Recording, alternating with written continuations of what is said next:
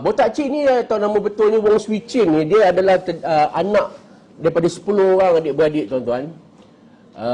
Bapa dia tu pekerja di railway station, mak dia tak kerja lah. Jadi masa kecil ni, dia sekolah pun takat form 3 je. Kemudian dia mengambil upah di pasar borong, jual ikan dan sebagainya. Masa dia di pasar tu, dia ni badan dia, walaupun orang kata dia ni penjenayah tegar lah apa, kalau tuan-tuan boleh google lah, orang dia ni tak besar, tuan-tuan. Dia kecil je orang dia. Jadi tak heranlah kenapa masa dekat pasar tu, dia sering menjadi mangsa buli. Mangsa buli rakan-rakan dia, sering kena pau, sering kena, sampai at one time, tuan-tuan, dia kena belasah dekat pasar tu sampai patah dia punya collarbone tu. Collarbone ni apa? tulang collar kat sini lah kan, sampai patah, tuan-tuan. Dia kena bully dengan orang-orang dekat situ. Sebab itu Botak Chin ni dia nekat. Dia kata tak apalah, sekarang ni aku kecil, aku orang miskin, korang bully aku. Tetapi ingat, satu hari nanti aku akan menjadi taiko. Itu perkataan dia, taiko, abang besar. So macam mana nak jadi taiko? Dah lah pelajaran tak ada, duit tak ada, miskin dan sebagainya. Akhirnya dia menganggotai sebuah kumpulan kongsi gelap yang dipanggil kumpulan 360. Dia form 360 tu. Dia ajak kawan-kawan dia macam Pangko Chai, Saikai Chai apa semua untuk join dia untuk form 360. Daripada situlah pada mula-mulanya dia orang terlibat dalam kes-kes kecil sebelum dia beranak ke kes-kes besar, tuan-tuan. Okey, ramai yang tanya saya, takkanlah polis tak tahu ni pasal Botak Cik ni? Apa sebab tahu, tuan-tuan? Sebab itu pada tahun 1969-1970 tu dia pernah ditangkap dan dijatuhkan hukuman 7 tahun penjara. Bukannya Botak Chin ni orang kata hebat sangat sampai tak pernah kantoi istilahnya, pernah. Dia dah kena jail dah, tuan-tuan. Pada tahun 70 dia dah masuk dalam penjara Pudu. Dia kena 7 tahun penjara, tapi yalah, lepas tolak diskaun apa semua dapatlah 5 tahun. So bila dia keluar daripada penjara tu, dia istilah dia bertaubat lah. Tapi kalau istilah dia bertaubat lah, dia dah tak nak involve dah. Masalahnya apabila dia keluar, kehidupan dia makin buruk. Orang dah cop dia sebagai bekas banduan, orang dah anggap dia jahat. Bila tengok dia, itu Botak Chin, ini jahat punya orang, taiko ini, teruk punya orang, teruk punya kaki. Orang tak percaya yang dia ni cuba mengubah diri dia, tuan-tuan. Sebab itu, alang-alang dah orang cop dia jahat, Botak Chin mengambil keputusan, tak apa, lu sudah kata gua jahat, gua sambung. Betul, tuan-tuan. Kalau sebelum dia masuk jail tu dia hanya petty crime case saja, lepas dia keluar penjara tu, dia decide untuk membesarkan kumpulan kongsi gelap dia. Sebab itu kalau boleh kongsi dengan tuan-tuan, saya ada rekod dia punya sejarah rompakan. Apabila dia keluar saja daripada penjara Pudu, rompakan pertama yang dia buat adalah rompak bank, tuan. Dia keluar, dia terus rompak bank. Untuk membuktikan bahawa dia betul-betul marah dengan sistem kita, sistem masyarakat ketika itu yang terus menyalahkan dia sebagai banduan. Jadi dia nak buktikan, alang-alang kau dah kata aku jahat, aku buat betul. Dia rompak Standard Chartered di Jalan Imbi, tuan-tuan. It was in 1977 lebih kurang, kan? Hingga dia memperolehi jumlah rompakan yang beratus ribu. Bayangkan tahun 70-an, hasil rompakan dia pun dah beratus ribu. So apa dia buat? Tidak seperti mana penjenayah-penjenayah lain. Sebab itu Botak Chin ni dianggap sebagai seorang yang genius. Instead of dia jolly, dia pergi disco dan sebagainya, masa tu zaman Saturday Night Fever, zaman Bee Gees apa semua. Instead of that, dia memilih untuk invest, melabur. Tapi melabur cara dia orang lah. Apa Botak Chin buat? Dia pergi ke Thailand. Dia pergi ke Thailand dengan jumlah duit yang banyak. Dia membeli senjata api. Tak cukup dengan senjata api, dia beli peluru. Tak cukup dengan peluru, dia beli bom tangan, tuan-tuan. Dalam usia 20-an, daripada seorang hanya penjual ikan, penjual sayur di Pasar Sentul, Botak Chin telah mengembangkan empire-nya dengan menggunakan hasil rompakan tu untuk membeli pistol, bom dan sebagainya. Gila. Bukannya dia kata dia nak habis dekat masa enjoy disco apa-apa, tak ada, tuan-tuan. Dan dia telah mengenalkan satu disiplin yang cukup kuat.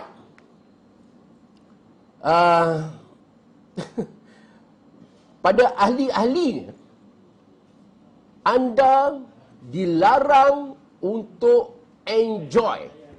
Dalam arti kata lain, orang-orang keliling dia bagi syarat, kalau kau nak maintain bersama Botak Chin, korang kena limitkan korang punya enjoy, korang kena limitkan penggunaan alkohol, dan korang kena limitkan pergaulan sosial, ada awet dan sebagainya. Nampak tak? Dia lain, tuan-tuan. Botak Chin ni lain.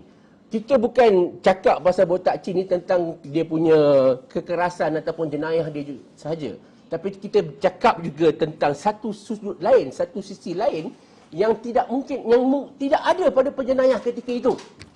Okey, itulah secara ringkas apa yang saya cerita pada part 1 tempoh hari, iaitu part 1 tu saya cerita mengenai latar belakang Botak Chin. Baik. Part 1 hari tu kita berhenti apabila dia berjaya ditembak oleh sekumpulan anggota polis hebat yang dikenali sebagai Magnificent 12 ataupun Dirty Dozen yang diketuai oleh ASP Kenny Woodworth. Masa dia ditembak tu, tuan-tuan, kita berjaya menemui 2 atau 3 mayat rakan-rakan dia, tetapi Botak Chin tak ditemui. Ini satu lagi benda yang akhirnya menimbul cerita-cerita mistik lah tentang alhamdulillah tentang Botak Chin. Apabila berlaku tembak-menembak itu, mereka cuba cari Botak tapi tak jumpa. Kenny Woodworth berkata dia perasan dia berjaya melepaskan tembakan menggunakan Sterling machine gun dia tu. Dia nampak peluru tu pergi ke Botak Chin, tetapi bila dia orang search, bila dia orang buat penggeledahan, mereka tak jumpa. So apa yang berlaku adalah at one time dia orang dah balik ke balai pun. Ketika itulah dia orang kata, ini betul-betul lain macam ni. So lain macam istilahnya, kan? Hinggalah apabila dia orang serbu tempat tu, dia orang tembak dengan gas pemedih mata dan sebagainya. Bila gas tu dah mula okey apa semua, dia orang cari balik, masuk balik, barulah jumpa dia. Itu pun dia duduk di bawah timbunan-timbunan kayu. Ini saya nak kongsi satu cerita menarik apa yang berlaku. Kenny Woodworth ni, ASP Kenny Woodworth ni, tuan-tuan, pada tahun 70-an adalah seorang pegawai detektif yang cukup terkenal lah di Kuala Lumpur. Jenis Rani. Keadaan dia sangat sedih, tuan-tuan, kerana sekarang ni Tuan Kenny berada di pusat jagaan orang tua-tua di Petaling Jaya. Dia berkahwin tapi tak ada anak. So bila dah pencen tu, wife dia pun meninggal apa semua, tak ada saudara mara. Sekarang dia ada di pusat jagaan orang tua-tua di Petaling Jaya. Saya menemui Tuan Kenny sendiri. Ketika saya menemui dia sangat terharulah kerana dia tak sangka ada lagi orang yang ingat dengan dia. Jadi saya minta dia bercerita, Tuan Kenny, boleh tak Tuan Kenny ceritakan betul-betul apa yang transpired masa dia jumpa Botak Chin tu. Dia kata, Encik Syahril, dia bahasa dia ni sikit lah. Bila saya jumpa dia duduk bawah, dia mengerang tau. Sakit. Kemudian saya kata sama dia, okey, Botak, sekarang you sudah helpless. You tak rasa siapa boleh tolong you. You tahu ke apa Botak cakap sama saya? Apa? Tuan Kenny, you tahu ke? 2 bulan sebelum you tembak saya sekarang, saya sudah mau tembak you punya kepala. Rupa-rupanya Kenny, Botak Chin dah follow Tuan Kenny ni dah lama dah. Tapi tiap-tiap kali dia nak tembak Tuan Kenny tu, tiba-tiba ada je menghalang, kereta lah, apalah, apa semua. Dalam erti kata lain, Botak Chin sebenarnya dia tahu pegawai-pegawai polis mana yang diarahkan untuk memburu dia. Kemudian Botak Chin sudah mencabar Tuan Kenny. Tuan, apa pasal you mau tangkap saya lagi? Apa pasal you mau gali saya lagi? You tembak sekarang saya sampai saya mati. Dia jerit pada Tuan Kenny. Sekarang saya sudah tarak apa? Semua sudah tarak, semua ada pecah, badan pecah sini pecah, you sudah tembak. Apa pasal you mau gali saya lagi? You tembak sekarang lah. Tapi Tuan Kenny cakap, hello brother. Lebih kurang macam itulah. Kita polis bukan macam you. Kita very professional. Kalau you rasa you tak bersalah, kita fight di court. Botak Chin kata tak payah court, tembak saya sekarang. Buat apa mau simpan saya? Kasih rugi government punya duit. No. Kenny kata, apa pun biar mahkamah yang akan memutuskannya. Kemudian bila dia orang nak angkat dia, nak bawa ke hospital, dia ada 3 tangkal dia pakai. 1 tangkal di leher, 2 tangkal di pinggang. Bila Tuan Kenny nak ambil tangkal tu, itu dia menjerit. Dia kata, you boleh ambil I punya body, but please don't remove lah saya punya tangkal. Saya beli mahal. Lepas tu, Tuan Kenny kata, mana boleh? Kita semua suspek pergi penjara, pergi lokap apa, kita mau kena buka. Lepas tu dia tu merayu, tolonglah jangan buka saya punya tangkal. Lepas tu Tuan Kenny kata, you beli kat mana ini tangkal? Botak Chin kata, dia masa muda-muda dulu dia beli tangkal dekat Thailand. Tapi yang masa dia kena ni, dia beli tangkal kat Indonesia. Kenny cakap, berapa harga you punya tangkal? 50,000. Tuan-tuan, tahun 76 dia membeli tangkal 50,000. Bayangkan nilai harga tangkal tu sekarang, tuan-tuan, 2021. Dan Botak Chin kata, bila Kenny tanya, sekarang tu lah, you pakai tangkal pun tak ada guna mah. Tak ada siapa boleh selamat you, you kena tembak juga. Memang saya kena tembak, tapi you tak ada jumpa saya tadi kan? Dia balas balik. Maknanya dia still percaya, walaupun dia tumpas airnya di hujung senjata ASP Kenny Woodworth, tapi dia still percaya bahawa tangkal tu telah memberi kesan padanya. Betul lah tu, sebab mula-mula tu dia orang tak jumpa. Okey, habis cerita tu, jadi sampailah ke perbicaraan.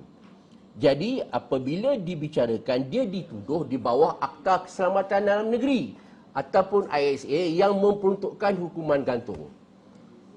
Bila dia tahu saja dia di-charge di bawah Akta Keselamatan Dalam Negeri yang membawa hukuman gantung, dia bukannya nak ambil lawyer ke apa. Tahu tak apa dia kata kat mahkamah? Dia kata, okay fine, gantung saya sekarang. Bayangkan tuan-tuan, punya gangsternya, orang bernama Botak Chin ni, dia tak mau ambil lawyer. Dia kata membazir masa mahkamah sahaja. Terus jatuh hukum. Jadi hakim ketika itu tak boleh buat keputusan, tuan-tuan. Sebab dalam sistem perundangan negara, sesiapa yang dituduh, yang membawa pada hukuman gantung, kita kena bagi dia peluang untuk mendapat pembelaan. Dalam arti kata lain, dia kena ambil lawyer. So, hakim tak boleh terus terima macam tu saja. Sebab ini kes hidup atau mati. Jadi, hakim kata, by hook or by crook, you kena engage lawyer. Dia tak mau. Tapi akhirnya bila dah pujuk-pujuk macam tu, akhirnya dia lantiklah satu lawyer. Sebab dia pun banyak. Ketika itu dia lantik siapa, tuan-tuan? Dia lantik Jagjeet Singh sebagai peguam bela dia. Tuan-tuan tahu tak siapa Jagjeet Singh ni? Jagjeet Singh ni, tuan-tuan, kalau tahun 70-an, dia macam kapal Singh lah. Dia macam Tan Sri Syafi'i, Abdullah, geng-geng macam tu lah. Hebatnya Jagjeet Singh ni. Dia lantik, okey, kalau betul you nak I lantik lawyer, dia lantik Jagjeet Singh sebagai peguam bela dia. Jagjeet Singh masih hidup lagi ketika ini. Masih ada. Okey, Tuan Jagjeet Singh. Jadi dalam perbicaraan itu, sebelum nak pergi perbicaraan, peguam sudah minta pada mahkamah supaya hantar Botak Chin untuk menjalani pemeriksaan kesihatan mental. Kerana Jagjeet berhujah bahawa Sebab masa perbicaraan awal tu, dia semua tak mampu tuan-tuan. Dia kata itu, dia tak terlibat lah, dia tak faham lah, dia tak apalah, dia macam blur je. So Jakjit kata, yang Arif, why not kita send dia dulu ke Tanjung Rambutan, check dia punya mental condition. Sama ada dia fit atau tidak untuk berada dalam perbicaraan. Ini lagi satu cerita menarik tuan-tuan. Saya rasa lah, kalau kat Hollywood lah, kalau buat cerita botak cik ni, memang boleh box office lah.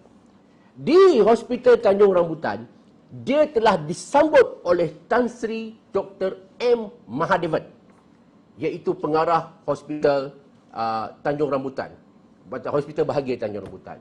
Tuan-tuan, Tan Sri Mahadevan ini adalah psychiatrist legend.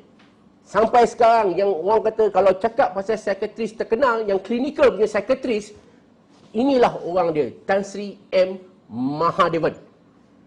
Okey. Jadi bila dibawa ke Mahadevan, jadi Mahadevan pun tengok dia. Mahadevan tanya pada pegawai dekat penjara tu, di penjara ni macam mana? Pegawai penjara kata, saya rasa dia tak betul doktor. Sebab apa you kata tak betul? Dekat penjara tu tuan-tuan, botak cik ni dia punya lakonan memang A. Dia buat-buat minum air kencing dia sendiri. Dia buat-buat main dengan najis dia sendiri. Jadi hingga mencipta persepsi, wadah pun ingat, ini memang betul tak betul lah. Jadi dia bawa ke Mahadevan tu, Mahadevan tengok aja dia. Lalu Mahadevan kata, you jangan tipu sama saya lah. Itu yang hebat je Dr. Mahadevan ni. Dia pakar, dia tahu orang tu gila ke tak gila ke apa ke. Dia kata, you tak payah berlakon dengan saya botak, you just cerita pasal apa you jadi macam ni. Akhirnya mungkin dia tak boleh makan Dr. Mahadevan ni. Dia cubalah nak tunjuk dia ni macam tak betul ke apa ke. Tapi dia tengok, Dr. India ni aku tak boleh makan. Akhirnya dia berterus terang dengan Mahadevan. Kenapa dia jadi macam tu? Baik, buat apa sekarang ni dah? Kita punya ni? 5.40. Wow, 5.40 hari Ahad petang. Alhamdulillah, terima kasih tuan-tuan. Baik, kita sambung. Tadi iklan sikit. Akhirnya dia pun bercerita lah. Baik, inilah versi yang saya dapat daripada Dr. Mahadevan. Tuan-tuan dan perempuan, sekitar tahun 2000 lebih, kami di syarikat production di bawah Astro yang diketuai oleh Tuan Haji Zainal, kita ada membuat satu dokumentari yang dikenali, dokumentari, tajuk dia dokumentari Satu Ketika Bersama Botak Chin, di mana kita gabungkan dokumentari dan drama. Di pihak Tuan Haji Zainal and the team buat dokumentari, dan satu lagi production house buat drama. So kita blend together. So saya juga terlibat dalam itu. Jadi saya dapat berjumpa balik dia orang ni. Masa pelancaran drama tersebut, saya ingat lagi masa tu di Karkosa Sri Negara, turut hadir adalah Tan Sri Dr. M. Mahadevan. Jadi saya duduk sebelah Tan Sri Mahadevan. Saya sembang dengan dia, saya berbual. Kalau ada gambar ni Sony, ada gambar 3 orang tu, please insert. Kalau tuan-tuan ada gambar keluar, saya tak dapat tengok kat sini. Saya duduk betul-betul sebelah Tan Sri Dr. Mahadevan tu. Itulah doktornya. Jadi benda ni saya dapat dengar daripada mulut dia sendiri. Kalau saya dapat dengar daripada cerita tepi jalan pun, saya cuak juga nak kongsi dengan tuan-tuan ni. Tapi saya dengar daripada mulut Tan Sri Mahadevan. So, saya tanya pada dia, Tan Sri, macam mana you tengok botak Chin, macam mana dia kat sana? Tan Sri ni cerita kat saya, tuan ini orang dia very genius tau. Itu perkataan yang terpacul, benda pertama yang keluar daripada mulut Tan Sri Mahadevan ni.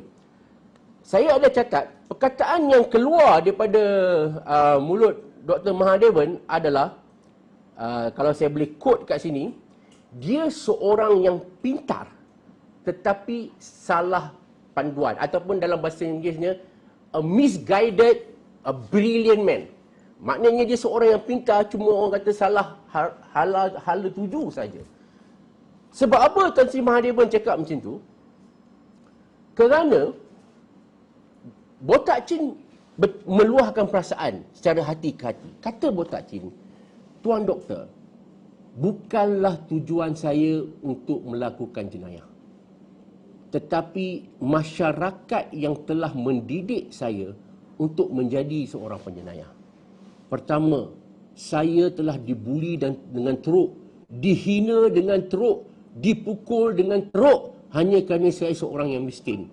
Yang kedua, apabila saya keluar daripada penjara Pudu, saya ingin kembali menjadi manusia yang biasa, yang mencari rezeki yang halal. Tetapi masyarakat juga yang menjadikan saya sebagai pendendam dan membenci dan terus menghukum saya seolah-olah hukuman yang telah saya jalani selama 5 tahun itu tidak memberi apa-apa makna.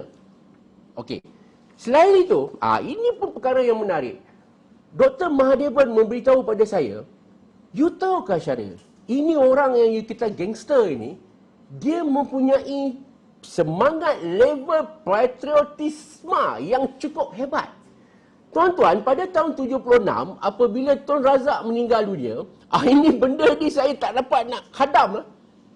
Botak Chin adalah antara orang yang hantar bunga. Yes! Ini yang didedahkan oleh Dr. Mahadevan. Apabila Tun Razak, Perdana Menteri Malaysia, meninggal dunia, Botak Chin telah menghantar kalungan bunga. Dan benda itu berjaya dikesan oleh polis. Apabila Dr. Mahadevan bertanya kembali kepada Botak Chin, "Brother, betulkah you hantar bunga masa Tun Razak meninggal?" Dia mengaku, "Ya, Tuan Doktor, I'm the one yang hantar bunga." Jadi Dr. Mahadevan tanya, "Why you do that?"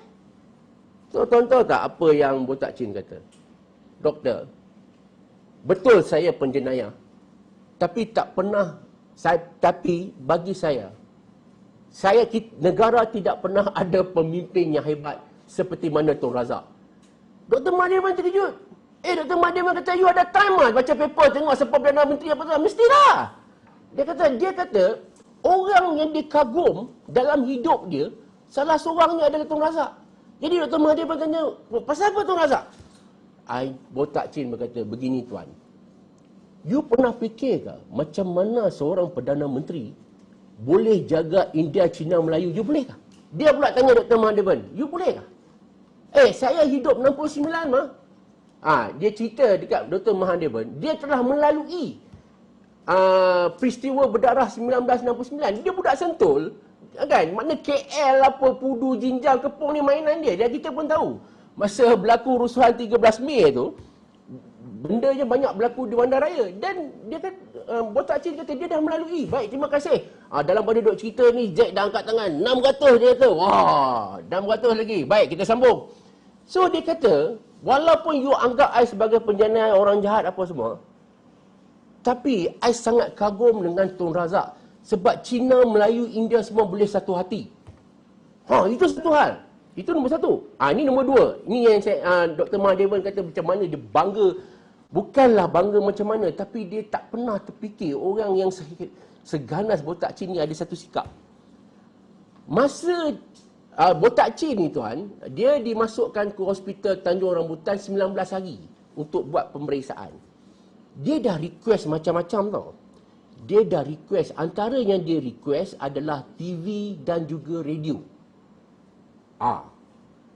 Jadi ketika itu Dr. Mahadevan fikir macam mana, nak bagi ke tak bagi. Nak bagi sebab nak bagi kan melanggar prosedur apa semua. Tapi memandangkan dia ni special case, kebetulan pula mereka memang sedang mengkaji tabiat Botak Chin ni.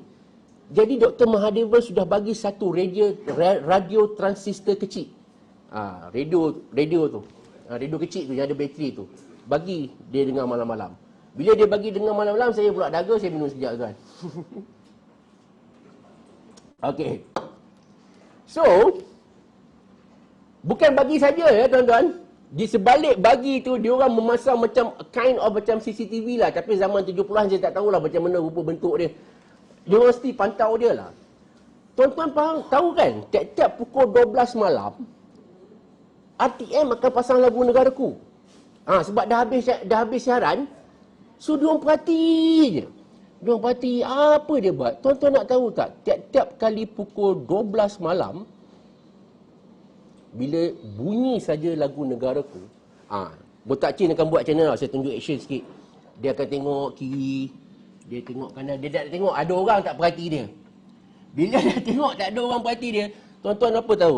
Tahu tak apa dia buat? dia akan berdiri tegak, dia angkat-angkat tangan. Setiap kali dia dengar lagu negaraku, dia akan berdiri tegak dan angkat tangan. Lepas tu dia tengok orang keliling ada tak, sebab dia malu lah, kantoi lah kan. Tapi dia sendiri, dia selut pada negara, dia selut pada lagu negaraku, dia selut pada Perdana Menteri. Hei, penjenayah apa ni bang? Cerita kat saya. Ini lain macam bang. Ini. Sebab tu, ramai orang tak faham. Ramai orang kata, botak Chin ni bagus sebab dia Robin Hood je. Sebenarnya, dia ada lebih daripada tu yang dia offer pada kita, tuan-tuan. Saya bukan nak mengangkat dia, tuan-tuan jangan salah faham.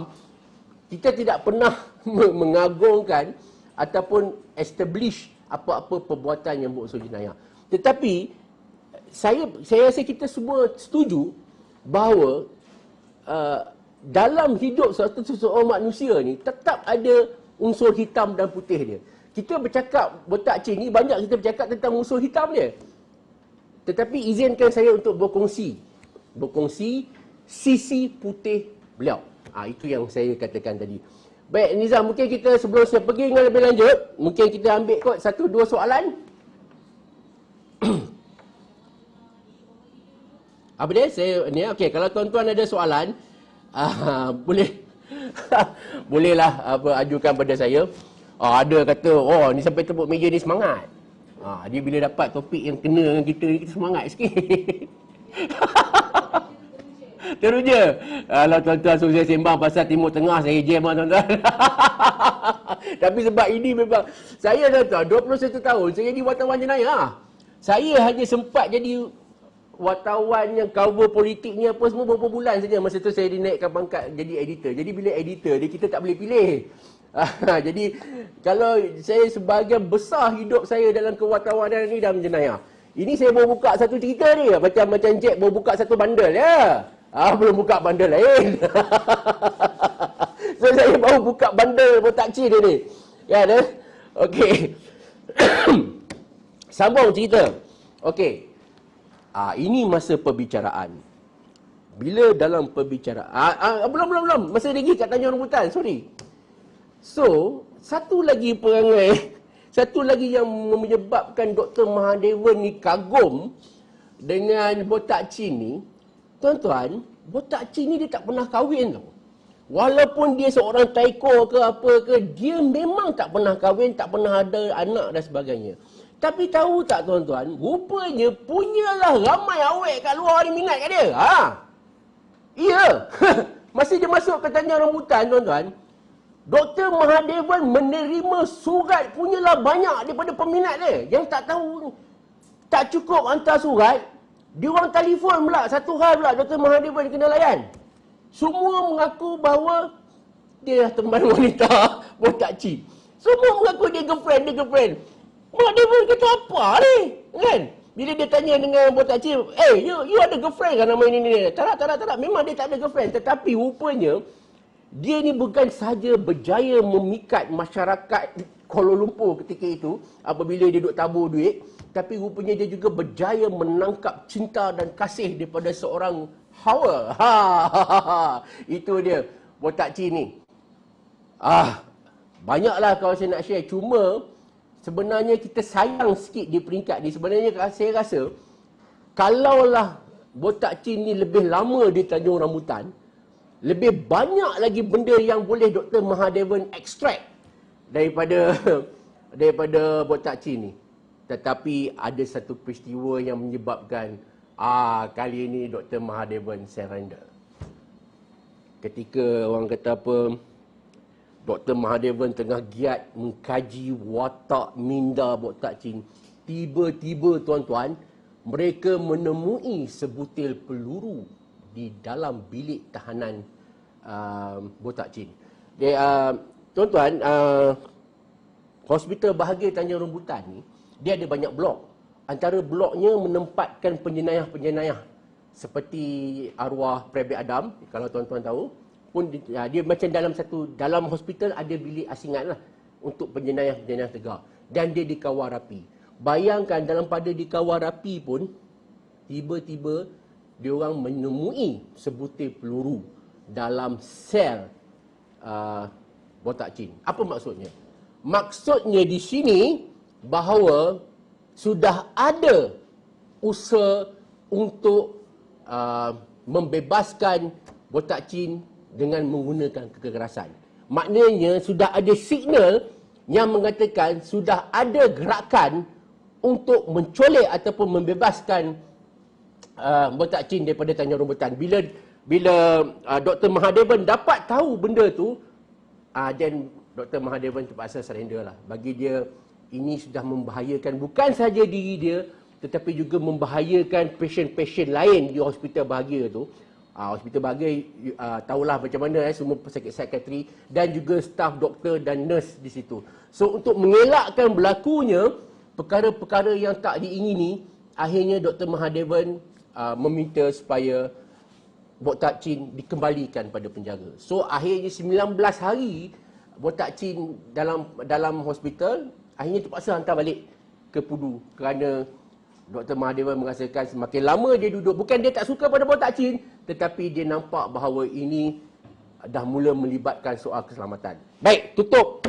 Habis cerita botak chin di Tanjung Rambutan. Ini kita pergi. Ini yang baru sampai ke topik dia. Baru sampai topik dia. Bagaimana tuan-tuan tengok kat poster. Dia nak bom penjara. Poster kita hari ni, botak chin nak bom penjara Pudu. Lepas 45 minit baru kita sampai ke tajuk dia. Ini saya nak cerita. Itu kadang-kadang kita nak cerita satu benda ni, kita dah cerita pada awal kan, supaya tuan-tuan dapat gambaran. Okey, apabila dia dikembalikan ke penjara Pudu, tuan-tuan, antara pengawal atau warder yang menjaga dia adalah pelakon Abu Bakar Juah. Ni arwah. Saya ingat pelakon Abu Bakar Juah ni meninggal tahun lepas lah. Sakit kan? Dia selalu kalau tengok pelakon Abu Bakar Juah ni selalu bawa watak-watak yang ni lah. Watak-watak hitam, watak-watak jahat ni. Antagonis. Beliau adalah salah seorang pegawai yang mengawal botak chin. Beliau berkongsi pengalaman dia. Dia kata sebenarnya botak chin ni dia peramah. Dia suka sembang. Dia suka sembang apa-apa semua. Tetapi tuan-tuan, rupanya dalam sembang dia tu otak dia bergerak, tuan-tuan. Bukan dia sembang sebab mesra, tak ada. Dia sembang sebenarnya, dalam dia dok sembang tu, dalam otak dia dah bergerak dah apa dia nak buat. Tuan-tuan tak tahu apa jadi. Dia di dalam penjara ni, tuan-tuan. Banduan akhir, dia ada duduk di bilik akhir dia orang. Dia duduk seorang-seorang tau. Dia tak campur. Banduan akhir ni, dia tak campur ramai-ramai tau. Kalau sebenarnya banduan akhir ni dalam penjara ni, dia dianggap sebagai anak mas. Dia macam banduan istimewa. Sebab banduan akhir ni, penjara takkan bagi dia orang buat kerja. Penjara takkan bagi dia orang berlari ke exercise ke apa. Dia ibarat anak mas. Kau duduk je situ, kami hantar makan je. Sebab apa? Banduan akhir ni dia risiko, tuan-tuan. Risiko pertama, dia risiko nak melarikan diri. Kedua, banduan akhir ni berpotensi untuk bunuh diri. Sebab bila jatuh hukum, tuan-tuan, katalah jatuh hukum gantung, sementara nak sampai dia hukum gantung tu, dia ambil masa. Bukan kata hari ni mahkamah jatuh hukum, esok turun gantung, tak ada. Jadi ambil masa. Jadi potensi untuk banduan-banduan akhir ni bunuh diri ni sangat tinggi. So, dalam kes botak chin ni, dia letak dalam satu sel. Selama 24 jam satu hari, banduan akhir hanya boleh keluar daripada bilik dia orang 1 jam saja. 1 jam itulah dia orang nak membersihkan diri, 1 jam itulah dia orang nak exercise, 1 jam itulah dia orang nak tengok apa cahaya ke apa ke. 23 jam lagi dia kena duduk. Ini daripada dulu sampai sekarang, tuan-tuan. Saya baru keluar, saya pergi ke penjara Kajang, saya dengan Menteri Agama, Datuk Dr. Zulkifli, kita pergi sebelum raya gitu untuk menyantuni banduan akhir. Macam tu jugalah lebih kurang. Maknanya dia orang tidak bebas. Walaupun dalam penjara sendiri pun dia orang tak bebas. Banduan akhir ni pergerakan dia orang, tuan-tuan, akan diapit oleh 2 orang warder yang berpakaian celoreng. UKP. Unit Kawalan Khas Penjara macam itulah. Yang mana memang bonza-bonza lah, tuan-tuan. Kalau tuan-tuan tengok saya ni macam ni, 2 kali ganda dia orang. Garang. Dalam penjara ni dia ada 3, tuan-tuan. Satu wadah biasa yang baju biru tu. Satu UKP yang baju celoreng. Dan satu lagi UTC. Unit Tempoh Cepat lah. Macam tu lah. Iaitu komando lah. Istilahnya ibarat ala-ala komando. So dalam penjara ni dia ada 3 unit ni. So masa zaman tu, komando penjara belum ada. Tetapi yang ada ni, inilah. Jadi, berbalik pada cerita botak Chin, dia punya jadual adalah tiap-tiap pagi. Okey, ini saya cakap kotor sikit lah tuan-tuan. Jangan geli pula. Dia orang ni, di penjara Pudu, dia tak ada toilet. So, apa dia buat? Tiap-tiap penghuni akan dibekalkan baldi kecil. So, dalam baldi itulah dia orang buang air besar, dalam baldi itulah dia orang buang air kecil. Okey, dalam baldi kecil. Kemudian, setiap pagi, banduan-banduan ni akan diberi peluang untuk bawa dia punya baldi itu untuk bersihkan dia punya najis tu.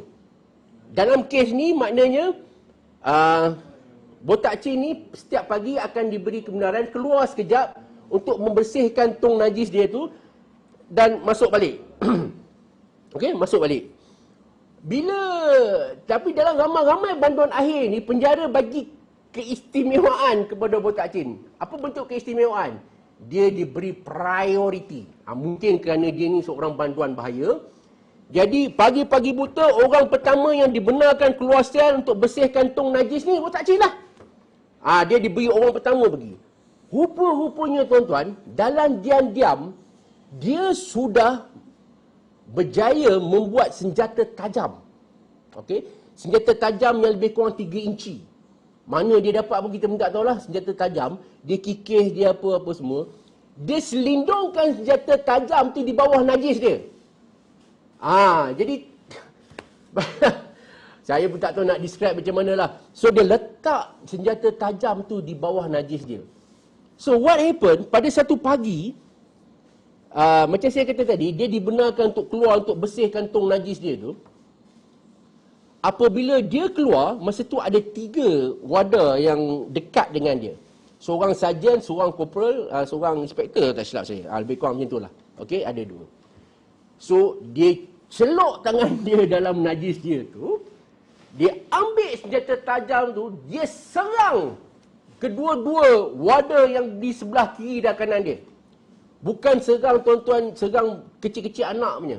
Kalau menurut Tuan Turadi, ni saya jumpa Tuan Turadi. Tuan Turadi adalah salah seorang mangsa. Tuan Turadi ketika itu umur 21 tahun.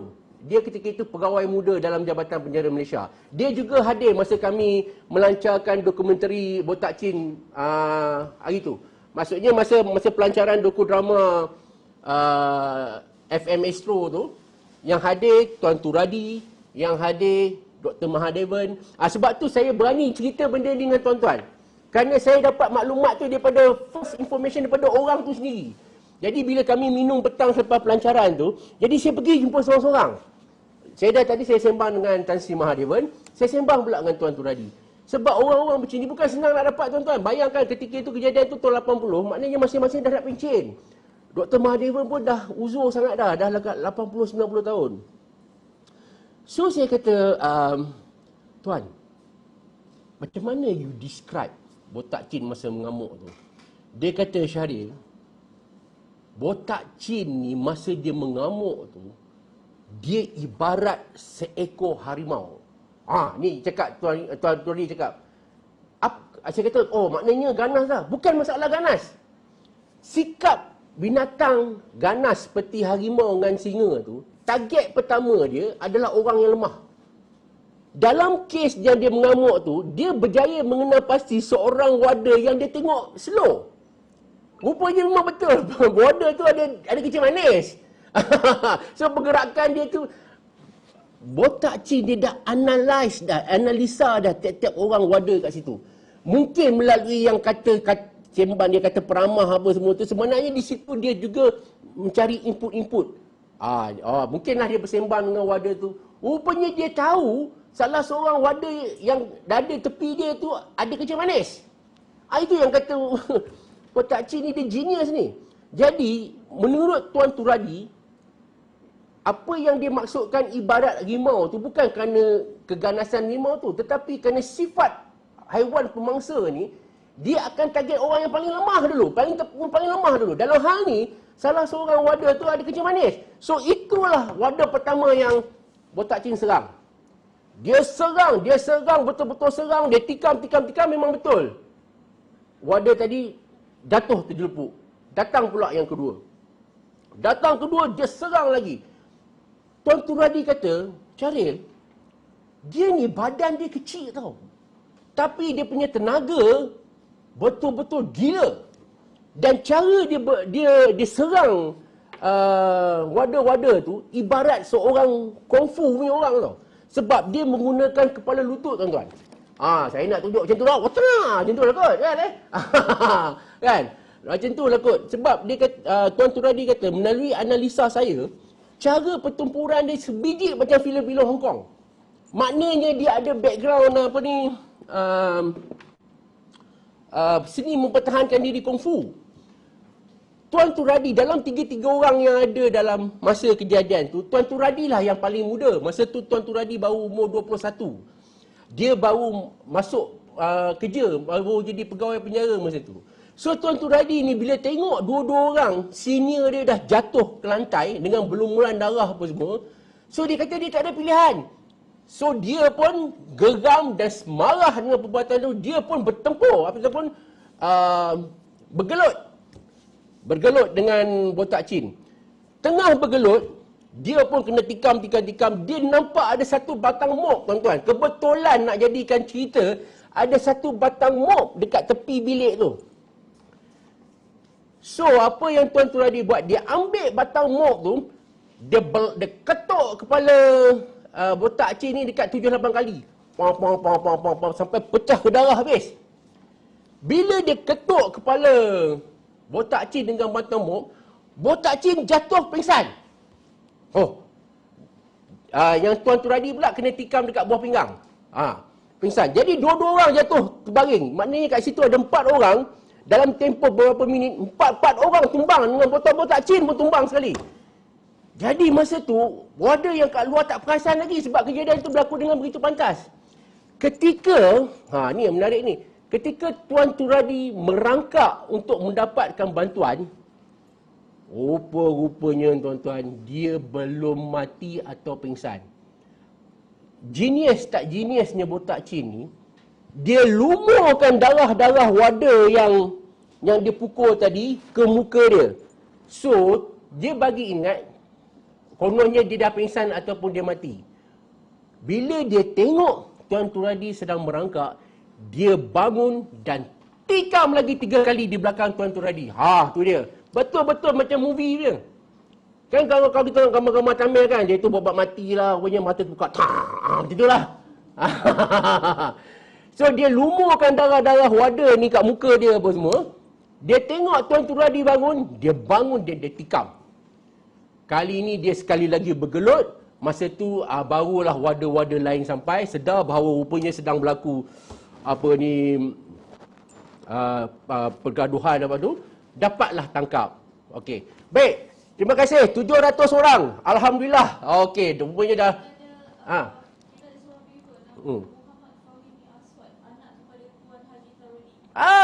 selamat datang Fahimi Fahimi, bapa anda adalah seorang wira. Terima kasih. Ya. Ya, ada lagi. Okey, salam dengan bapa anda. Saya berjumpa dengan bapa anda di Karkosa Srinagar. Ketika itu bapa anda bekerja di penjara Pokok Sena, Kedah, tak silap saya. Ada soalan pada dia, Kak?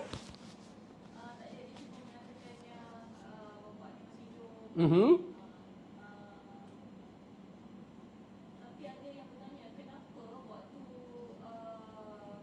wadah diambil orang yang tidak sihat pada waktu itu untuk menjaga seorang wanita yang terasa macam membuat. Alamak, tu kena tanya ketua pengarah penjara. Saya rasa walaupun dia ada sejarah kencing manis ke, bukanlah dia lemah. Tapi mungkin ketika itu Botak Chin dapat tahu yang dia ni ada kencing manis, kan? Bukanlah maksudnya dia ada kencing manis, dia datang, tak ada. Maksudnya dia badan cergah macam biasa, tetapi Botak Chin ada kelebihan, dia dapat tahu bahawa wadah ni ada sejarah penyakit. Kepada anak Tuan Turadi, saya ucapkan tahniah pada Bapa Tuan, kirimkan salam kami di Garasi TV kepada Bapa Tuan. Alhamdulillah Tuan ada di sini. Kami ingin mengucapkan syabas kepada Tuan Turadi. Semoga Allah kurniakan kesihatan dan kita sangat berhutang budi kepada Bapa Tuan kerana Bapa Tuan adalah hero yang berjaya bertempur dengan harimau yang nama botak cin ni. Okey. Apa yang Fahimi kata, seperti apa yang ayahnya cerita dengan yang hari ini yang Tuan Syarif cerita sama. Alhamdulillah. Terima kasihlah Tuan Helmi. Itulah tuan, sebenarnya bukan kita ni, bukan mencakap je tuan-tuan tau. Apa yang keluar daripada mulut kami ni semua adalah fakta. Kalau sekadar nak sembang kedai kopi, saya tak turun depan ni. Sebelum, maknanya apa yang saya cerita tuan-tuan, sebenarnya apa yang sampai, yang kami tahu. Sebab sebagai wartawan kami memang dididik untuk mencari, mengkaji fakta. Dan yang paling penting, kalau boleh jumpa sendiri orang tu, itulah apa yang kita buat. So dalam kes ni, Tuan Turadi ni saya jumpa sendiri. Saya jumpa sendiri apabila kita buat dokumentari, kita interview dia sendiri. Jadi sebab itu kita dapat first hand information. Okey. Yang kedua, apabila dia orang dapat tangkap dia, daripada soal siasat tuan-tuan, rupanya yang perancangan dia nak serang border tu sebenarnya celah gigi je. Rupanya botak cin ada perancangan yang lebih besar tuan-tuan. Dia sebenarnya nak bom penjara Pudu tu. Ambil kau.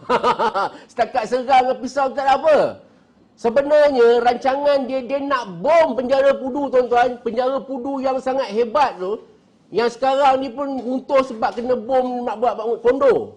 Ini bayangkan seorang banduan rupanya dalam masa singkat dia berjaya kumpul kabait lah apalah benda-benda yang eksplosif dalam penjara tu. Kat mana dia dapat? Wallahualam, apabila dia orang geledah sel dia orang jumpa kabait apa semua tu. So apabila ini cerita best lagi. Best lagi. Apabila ada yang tanya merangkak dan ditikar. Lepas tu maknanya Tuan Turadi berjaya overpower lah. Berjaya tangkap botak cin dan kemudian kawan-kawan pun sampai. Jadi settle lah masalah tu. Jadi berita keganasan botak cin ni sudah tersebar hingga ke jemaah menteri tuan-tuan. Apabila kabinet membincangkan tentang dahsyatnya botak cin ni. Tuan-tuan, benda yang dibincangkan di kabinet jemaah menteri ni, benda-benda yang sangat besar, yang menyai dasar dan sebagainya. Kalau setakat orang lari roadblock apa semua jarang dibincangkan dalam jemaah kabinet. Tetapi ketika itu, perbuatan atau kelakuan botak cin diperbincangkan di dalam kabinet tuan-tuan. Menteri Dalam Negeri ketika itu, Tan Sri Ghazali Syafiee, setelah mengarahkan timbalan dia ketika itu, iaitu Allahyarham Tan Sri Sanusi Jonet, untuk personally pergi jumpa botak cin di penjara Pudu. Bayangkan, sebab kes dia tu mendapat perhatian sehingga Menteri Dalam Negeri yang sangat terkenal ketika itu, siapa tak kenal King Gas? King Gas ni tuan-tuan garang dia, ya Allah. Saya sempat jumpa tuan-tuan Tan Sri Ghazali Syafiee tu masa tu dia dah tua lah, dia dah pencen di rumah anak dia kat Subang Jaya. Walaupun dia dah pencen lama tapi dia punya garang tu masih terserlah lah di wajah dia. Bayangkan ketika itu Tan Sri Ghazali Syafiee, King Gas, akhirnya memerintahkan dia punya mengarahkan timbalan dia masa tu Tan Sri Sanusi Jonet untuk personally pergi jumpa botak cin. Untuk nasihatkan dia, kenapa kau ni kurang ajar ataupun lebih kurang lah macam tu, kenapa kau teruk sangat ni. Jadi di hari yang diperkatakan itu, masa tu King Gas tak pergi sebab King Gas tengah bercuti. Jadi dia minta Allahyarham Tan Sri Sanusi Jonet pergi. So Allahyarham Tan Sri Sanusi Jonet sebagai timbalan Menteri Dalam Negeri ketika itu telah bawa ketua pengarah penjara, tak silap saya Allahyarham Datuk Amran ke apa ke, untuk pergi menemui botak cin. Benda pertama yang Tan Sri Sanusi berkata pada botak cin adalah, you tak perlu mengamuk, tak perlu apa, kerana mahkamah sudah menjatuhkan hukuman gantung dan kamu akan digantung. Kamu tahu tak tuan-tuan apa yang botak cin kata? Botak cin kata, pasal apa lu tak tergantung saya sekarang? Pasal apa you tak mau gantung saya sekarang? You kata saya sudah mau kena gantung, you gantung saya sekarang mah. Tan Sri kata, mana boleh macam tu? Dah jadi perdebatan pula dah kat mula. Masa tu, Tan Sri Sanusi Junaid, Botak Chin dengan ni, Ketua Pengarah Penjara. Tan Sri Sanusi Junaid kata, mana boleh jatuh hukum tua gantung? Kita kena ada masa. Sebab kebetulan tuan-tuan, masa tu dalam penjara Pudu, tali gantung ada 5 je. Yang nak kena gantung 30 orang lebih. Jadi tali gantung sebenarnya tak cukup. Jadi dulu tuan-tuan, tali gantung kita import tau, jangan main. Dia guna tali jut. Tali jenis jut. And then, tali gantung ni, saya dah tengok dah, dia special tuan-tuan. Dia disaluti oleh kulit. Kerana penjara buat macam tu, tak mau mencederakan leher orang yang mereka gantung. So, tali gantung tu, masa tu ada 5 je. Yang nak kena gantung 36 orang. So, satu tali gantung tak boleh guna banyak kali. Jadi, tak cukup. So, Tan Sri Sanusi explain kepada Botak Chin, Botak, kita kena ikut proses. Tali gantung belum sampai, mau gantung lu. Cerita dia. So, Botak Chin jawab apa tau? Kalau lu tak boleh gantung gua guna tali, lu gantung gua guna wayar. Ini cerita real. So, Tan Sri Sanusi Junaid sampai sebab malas nak layan Botak Chin ni, Tan Sri cakap kat Ketua Pengarah Penjara tu, Datuk, kalau dia nak gantung dengan wayar, kita gantung je lah dengan wayar. Lepas tu Datuk penjara tu kata apa tau? Botak, kita tak boleh gantung guna wayar. Kita kena gantung guna tali. Ada balut kulit. Sebab kalau gantung guna wayar, you sakit. You punya leher luka. Mungkin boleh putus. Tahu tak Botak Chin kata apa? Kawan. Orang yang sudah mati, dia tahu, dia boleh cerita sama you kan? Dia sakit, kata sakit. Dia boleh sound Ketua Pengarah tu. Dia kata, macam mana kau tahu gantung tu sakit? Orang yang mati tu cerita kat kau ke? Wow, tragis. Ini dramatik betul lah dia orang punya perdebatan ni. Yang saya tahu cerita ni apabila Tan Sri Sanusi Junaid berkongsi cerita ni dalam satu ceramah politik. Tan Sri Sanusi Junaid, you all tahulah seorang yang pandai bercerita kan. Jadi dalam satu ceramah politik, saya ada kat situ, dia cerita pasal pengalaman tu. Dia cerita pengalaman dia macam mana Botak Chin paksa dia orang gantung dia sedangkan tali penjara tak cukup. So, apabila dia bagi tahu kita kena tunggu tali sebab kalau guna wayar sakit leher apa semua, Botak Chin sudah lagi angin. Dia kata, macam mana you tahu sakit ke tak? Orang yang dah kena gantung tu bangun cerita sama lu ke? Itu cerita dia. Punya dahsyat. Okey. So, dipendekkan cerita tuan-tuan. Wah, dah sejam. Okey, sejam suku. Alright. Tibalah masa apabila dah melalui pelbagai proses rayuan apa sebenarnya, akhirnya Hakim Datuk Siti Norma Yaakob menjatuhkan hukuman gantung sampai mati pada Botak Chin. Tapi tahu apa jadi? Apabila Datuk Norma menjatuhkan hukum gantung je, Datuk Norma menerima ugutan bunuh daripada geng-geng Botak Chin yang kat luar. Akhirnya sampai Datuk Norma terpaksa diberi kawalan yang ketat.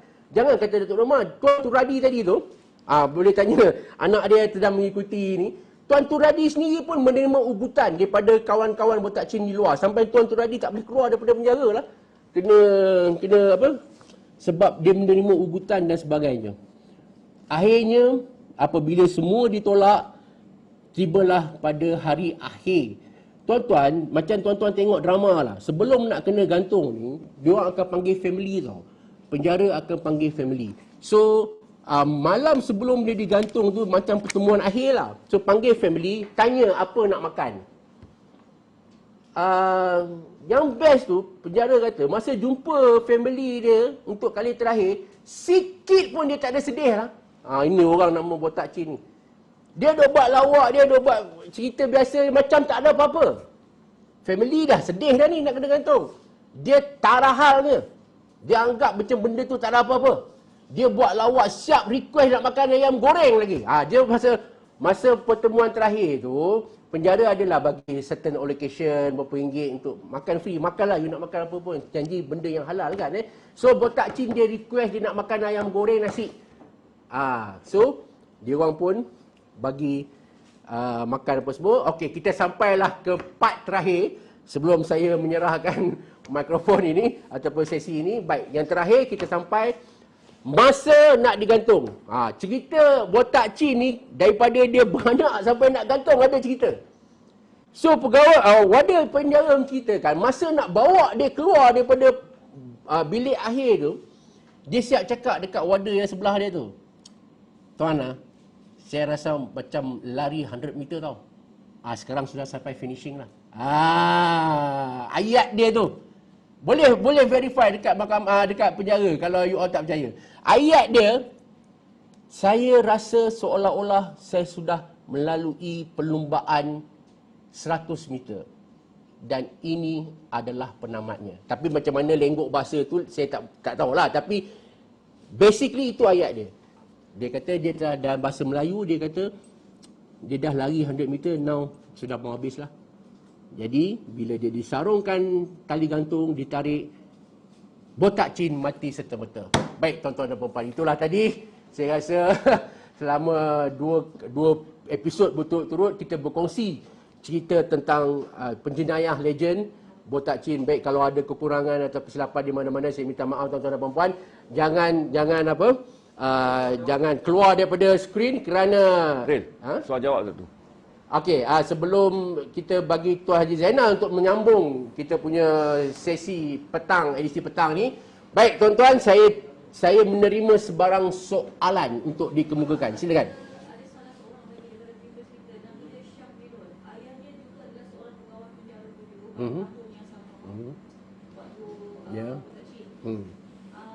Dia mengatakan yang ayahnya pernah bercerita juga tentang yang tangkal yang botak chin tu. Maknanya cerita tu sama. Ya. Dengan apa yang abang cakap tadi. Kemudian ada yang bertanya, kisah tentang botak chin ni pernahkah di buku web? Saya difahamkan ada satu penulis Cina, dia buat buku macam ala-ala komik tau. Dia bukan buku tulis, dia zahirkan dalam bentuk lukisan, tapi dalam bahasa Cina. Saya difahamkan. Tetapi kalau dokumentari ada, sebab yang dokumentari ni saya dengan Tuan Haji yang buat. Kami yang buat dokumentari tu. Di Astro, disiarkan dalam slot suatu ketika. Masa itu kita buat dokudrama. Saya dengan Tuan Haji buat dokumentari dengan tim kami. Drama dibuat oleh satu lagi syarikat. So kita gabung. Itu. Tapi kalau buku per se, saya pun tak sure tuan-tuan. Ya. Ada lagi soalan? Okey, selepas dia mati, apa yang kepada mayat dia? Adakah kontroversi atau ada? Ya, okey. Ini Cik Baik. Terima kasih kepada yang tanya. Siapa yang tanya ni, Zah? Okey, satu lagi saya lupa nak cerita tuan-tuan. Sebelum dia dijatuhkan hukuman gantung, dia meminta kepada mahkamah agar organ-organ penting tubuh dia seperti buah pinggang, mata dan apatah lagi satulah dia beritahu untuk didermakan kepada mereka yang memerlukan. Ini agak touching sikitlah. Jadi sebelum dia digantung ni, dia memang request daripada mahkamah supaya organ penting tubuh dia tu didermakan kepada mereka yang memerlukan. Baik, adakah diterima? Malang sekali permintaan botak chin terpaksa ditolak oleh mahkamah kerana botak chin tidak isi form. Tuan-tuan, walaupun dia penjenayah tuan-tuan, ada prosedur. Nak derma organ ni bukan senang, kena ada surat, kena ada kebenaran apa semua. Botak chin ni dia sebut je, mungkin niat dia tu bagus tapi tak boleh lah sebab nak derma organ ni dia kena melalui proper prosedur. So disebabkan masa dah terhad, so dia pun tak sempat nak isi form, dia pun tak sempat tinggalkan apa, dia hanya cakap verbal saja kepada mahkamah. Jadi mahkamah tak grant lah permintaan dia tu. Baik. Dia digantung pada 11 Julai 1981. Dia dilahirkan pada 3 Mac 1951. Maknanya 30 kot Betul Dia lahir 51, dia gantung 1981. 30. Yes, 30 tahun. Dia digantung pada umur 30 tahun.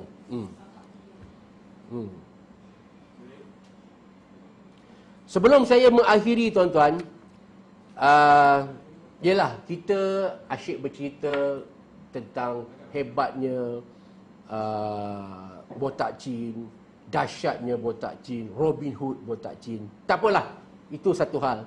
Tetapi tuan-tuan dan perempuan, jangan lupa, kalau tanpa dengan kehebatan, kesungguhan dan keberanian pegawai polis, anggota polis, pihak jabatan penjara, tak mungkin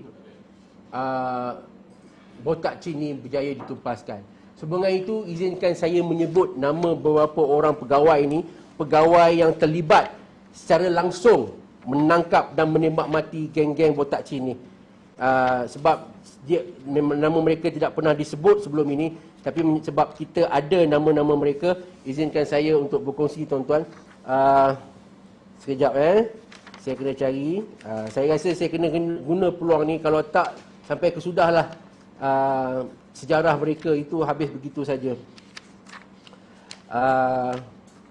Okey.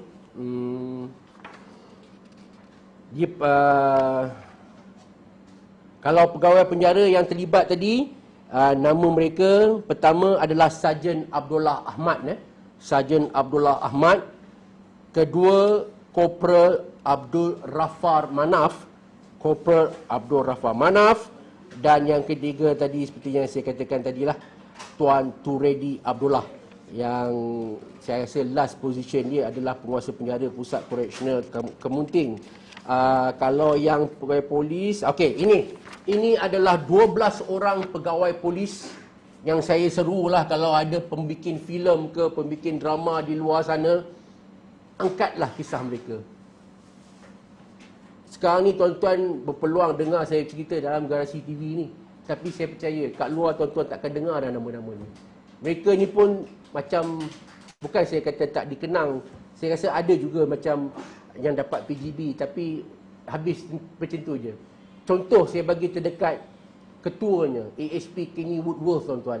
Kini terlantar di Pusat Jagaan Orang Tua-Tua di Petaling Jaya. Bayangkan seorang anggota polis, pegawai polis yang hebat, yang menumpaskan botak Chin, kini berada di rumah orang tua-tua. Jadi pada kesempatan ini, untuk kali terakhir, saya ingin memberi salut saya kepada DSP Gilbert Ang, ASP M. Rajalingam, ASP Lim Meng Au, ASP Chua Leng Ki, Inspektor Bahwandi Hirara. Bahwandi Lara ni you all tahulah, bekas pemain bola sepak kebangsaan.